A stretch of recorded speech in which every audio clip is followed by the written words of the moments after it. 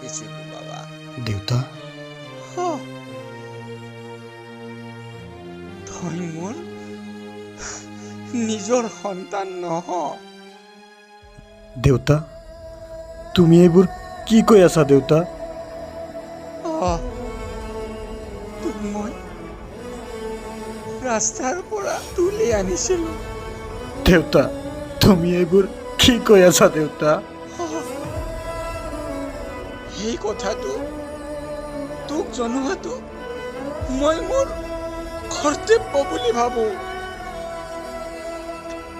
এতিয়া মই মৰিলেও শান্তিত মৰিব পাৰিম বাপা। দেউতা দেউতা তুমি এইবোৰ কি কৈ আছা দেউতা? হে দেউতা দেউতা হে দেউতা হে দেউতা দেউতা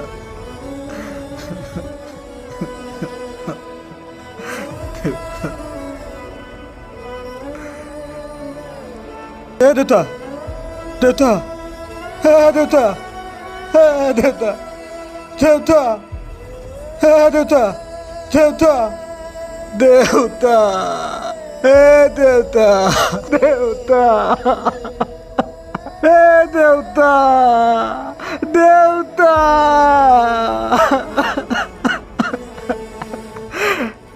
হে দেউতা।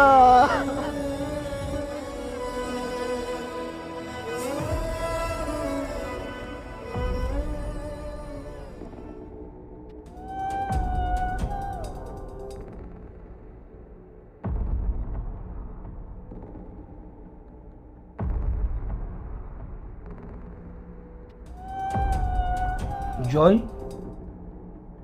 তই টেনশ্যন ল'ব নালাগে। তোৰ টেনশ্যন মই দূৰ কৰি আছোঁ।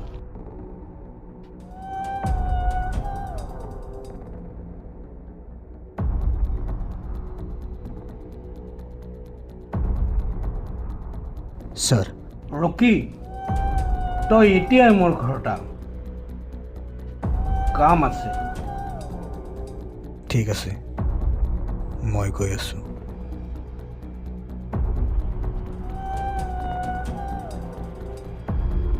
জয় তই চিন্তা নকৰিবি, ৰকি টকাৰ কাৰণে চব কৰিব পাৰে।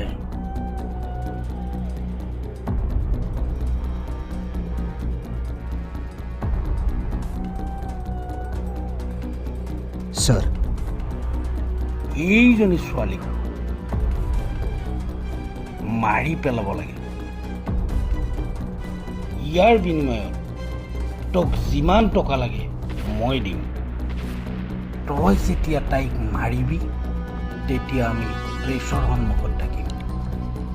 ৰাতি ঠিক 10 বজাত তই তাইক মাৰিবি। এইটো ল আৰু যা।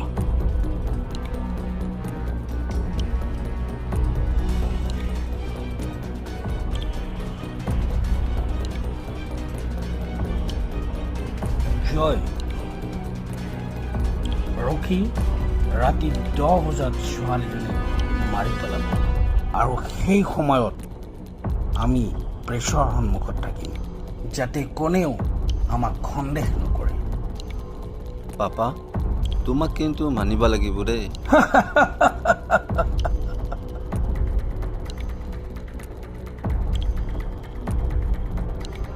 নমস্কাৰ, মই মুনমুন হাজৰিকা আৰু আপোনালোকে চাই আছে ই প্ৰাইম। ই প্ৰাইমৰ সমূহ দৰ্শকলৈ মই স্বাগতম জনাইছোঁ। আজি মই আছোঁ আমাৰ হাজো সমষ্টিত 3বাৰকৈ প্ৰতিদ্বন্দ্বিতা কৰি নিৰ্বাচিত হোৱা MLA বীৰ প্ৰতাপ সিঙৰ ঘৰত। নমস্কাৰ।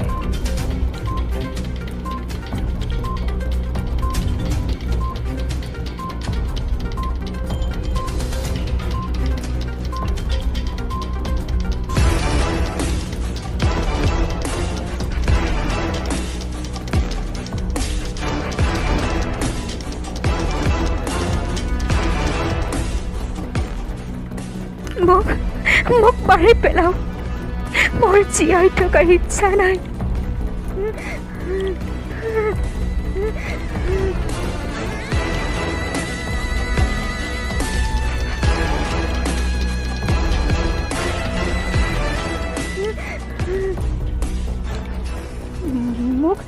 মোক মাৰি পেলোৱাৰ কাৰণে আহিছে ন প্লিজ মোক মোক মাৰি পেলাও মোৰ আৰু জীয়াই থকাৰ ইচ্ছা নাই মই তোমাক মাৰিবলৈ আহিছোঁ কিন্তু মই কাৰোবাক মাৰিব গ'লে মোৰ ওচৰত হাত জোৰ কৰে মোক নামাৰিব মোক এৰি দিয়ক মই জীয়াই থাকিব বিচাৰোঁ আৰু কিবা কিয় বা তোমাক মাৰি পেলাব ইচ্ছা যোৱা নাই জানিব মন গৈছে তোমাৰ মনৰ ভিতৰত লুকাই ৰখা সকলোবোৰ কথা ক'বানে মোক আপোনাক আপোনাক কৈছোঁ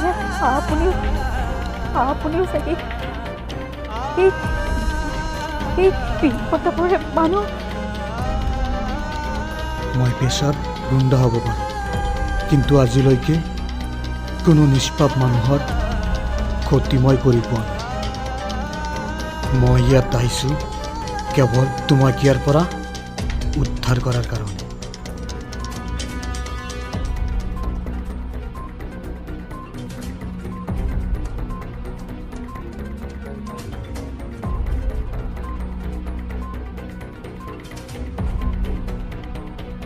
মই এজন জাৰজ মই জীয়াই থকালৈকে কোনো জাৰজৰ জন্ম মই হ'ব নিদিওঁ মই জানো তুমি গৰ্ভৱতী তোমাৰ গৰ্ভত থকা সন্তান পিতৃৰ পৰিচয়লৈ জন্ম ল'ব মই কথা দিছোঁ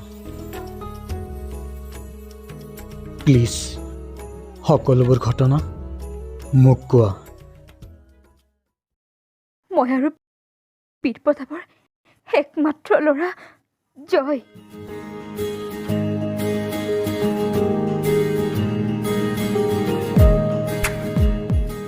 আমি একেখন কলেজতে পঢ়িছিলোঁ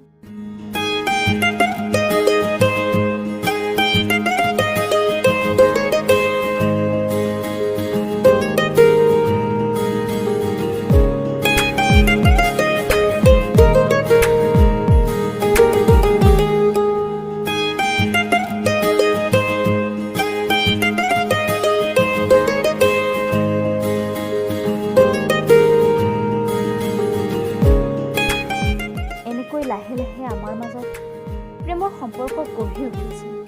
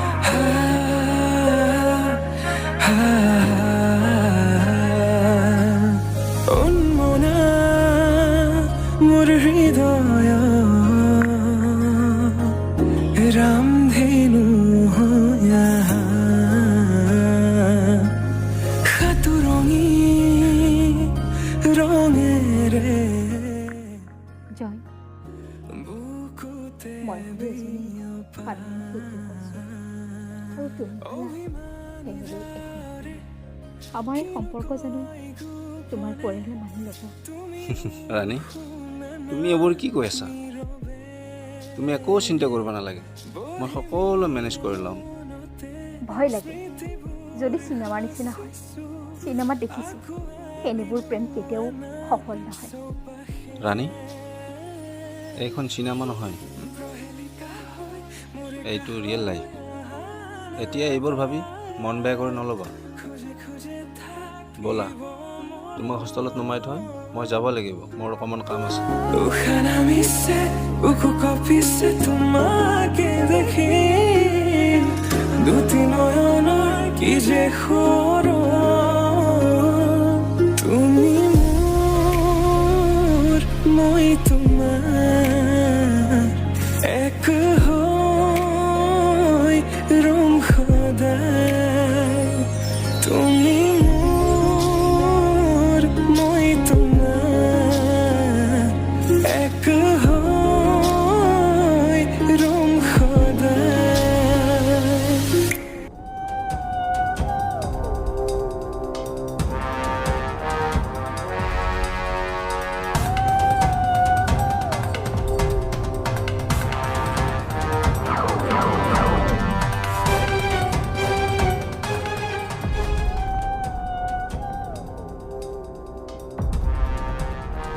ৰ'বা মই আহি আছোঁ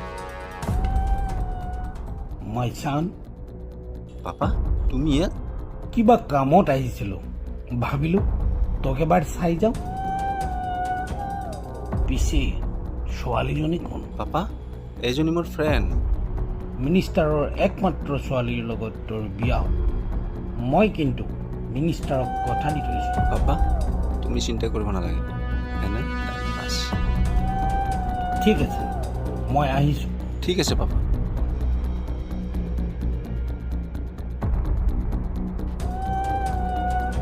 জয় তোৰ একাউণ্টত মই 5 লাখ টকা ট্ৰেন্সফাৰ কৰি দিছোঁ আৰু যদি দৰকাৰ হয় জনাবি ঠিক আছে পাপা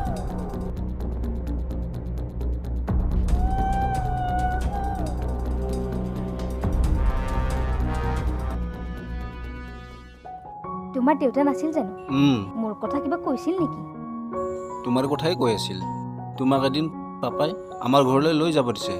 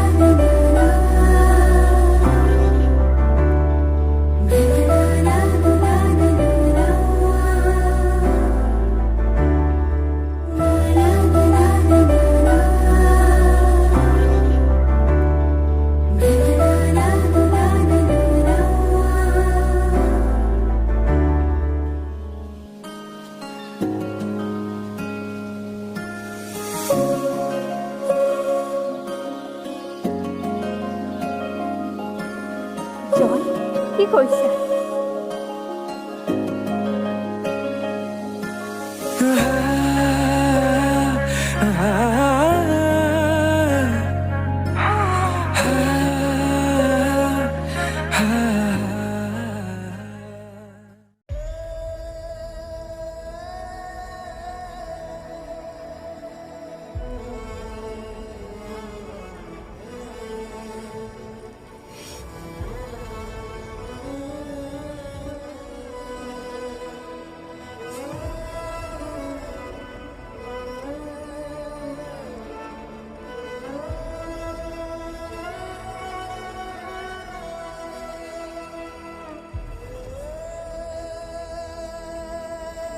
জলদি কোৱা মোক ইয়ালৈ কিয় মাতিলা মোৰ কাম আছে জয় তুমিচোন মোৰ পৰা লাহে লাহে আঁতৰি গৈ আছা জয় তোমাৰচোন মোৰ প্ৰতি থকা মৰমবোৰ লাহে লাহে কমি গৈ আছে কিয় জয়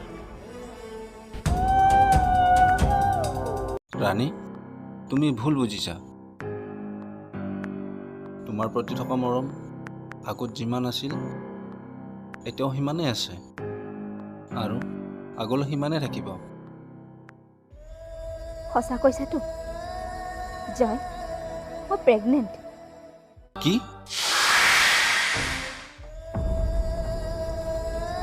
জয় মোৰ গৰ্ভত তোমাৰ সন্তান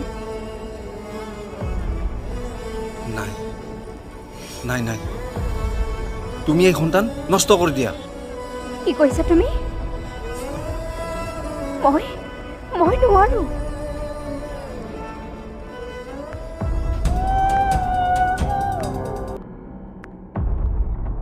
ৰাণী তুমি বুজিবলৈ চেষ্টা কৰা আমি এইবোৰ বিয়াৰ পিছতো চিন্তা কৰিব পাৰিম তুমি যদি মোক সঁচাকৈ ভাল পোৱা তেনেহ'লে আজিয়ে বিয়া পাতিব লাগিব আৰু শুনা মই মোৰ এই সন্তান কেতিয়াও নষ্ট নকৰোঁ তেতিয়াহ'লে শুনা মই তোমাৰ লগত টাইম পাছহে কৰি আছোঁ কি মোৰ বিয়া মিনিষ্টাৰৰ ছোৱালীৰ লগত ঠিক হৈ আছে আৰু শুনা তুমি এই সন্তান নষ্ট কৰিবই লাগিব নাই মোৰ আৰু মোৰ পাপাৰ সন্মানৰ খাতিৰত মই সকলো কৰিব পাৰোঁ।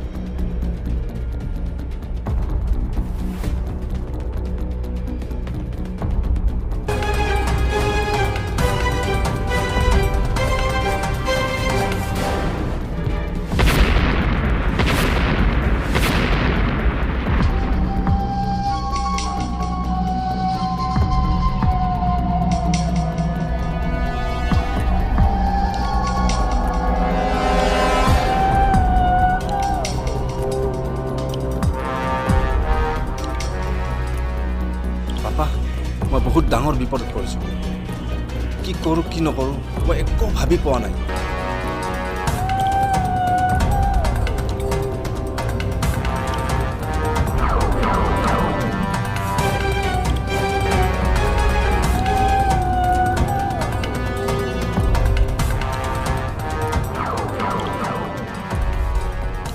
তই চিন্তা কৰিব নালাগে, তই ঘৰলৈ গুচি আহ। যি কৰিব লাগে মই কৰিম। ঠিক আছে পাপা।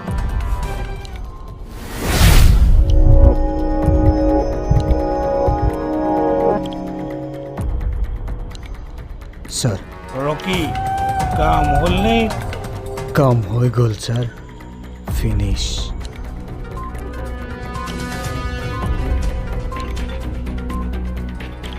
চাব্বাছ। স্যাৰ এতিয়া লাষ্টটো কি কৰিম? কালি ৰাতিপুৱা যাতে মই তাইৰ মৃতদেহ ৰাস্তাৰ কাষত পৰি থকা দেখা পাওঁ। বুজি পাইছ? আৰু যদি নহয় তেনেহ'লে তোমাৰ মৃত্যুদেহ মই ৰাস্তাৰ কাষত পেলাই দিম। ৰাস্তাৰ মাজত কাৰ ডেড বডি পৰি থাকে ব্ৰেকিং নিউজত গম পাই যাব। কণ্টেক্টটো আপুনি পাই যাব। চাইন মই কৰি দিম। পাৰ্চেণ্টৰ কথা ভাবক, মোক কিন্তু 40% লাগিব।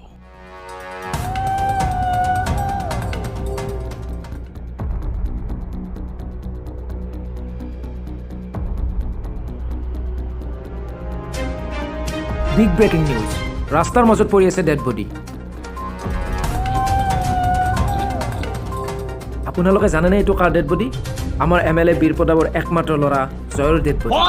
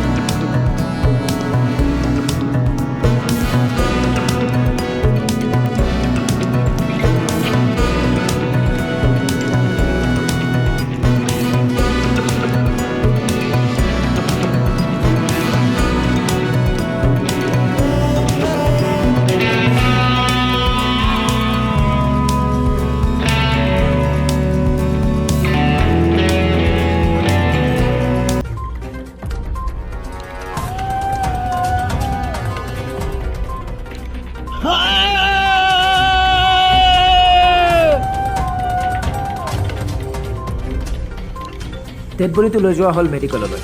পোষ্টমৰ্টম কৰাৰ পিছতহে আমি ক'ব পাৰিম এইটো মাৰ্ডাৰ নে এক্সিডেণ্ট। তেতিয়ালৈ আমাৰ লগত জুৰি থাকক। মই মুনমুন হাজৰিকা, কেমেৰা পাৰ্চন মুনৰ সৈতে ই প্ৰাইম।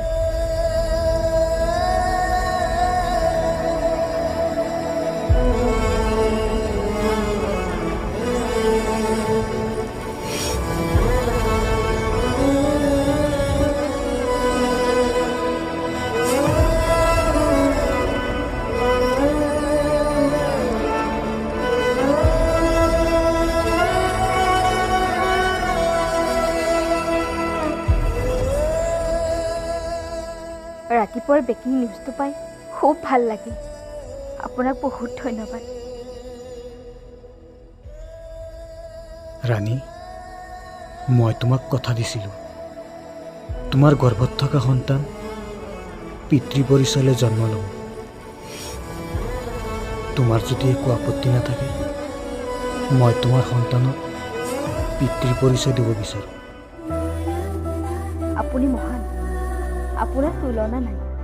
আপোনাৰ ওচৰত মই চিৰ ঋণী হৈ পৰিলোঁ। আপোনাৰ এই ঋণ মই কেনেকৈ পৰিশোধ কৰিম? তুমি কেৱল মোৰ হৈ যোৱা, তাৰপিছত মোৰ সকলোবোৰ তোমাৰ হৈ যাব।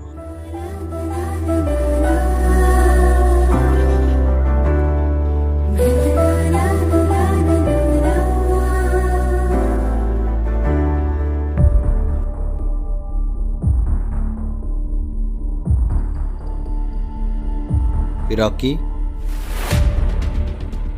এমেলি বীৰ প্ৰতাপৰ একমাত্ৰ ল'ৰা জয়ীৰ হত্যাকাৰী কোন মই জানো। ৰাণী, তুমি যোৱা। ঠিক আছে। ভয় কৰিব নালাগে। তোৰ জন্ম হোৱা দিনৰে পৰা মই তোৰ চাহ হৈ তোৰ লগতে আছো। কি? তাৰমানে আপুনি জানে মোৰ মা কোন, মোৰ দেউতা কোন? মোৰ মা ক'ত?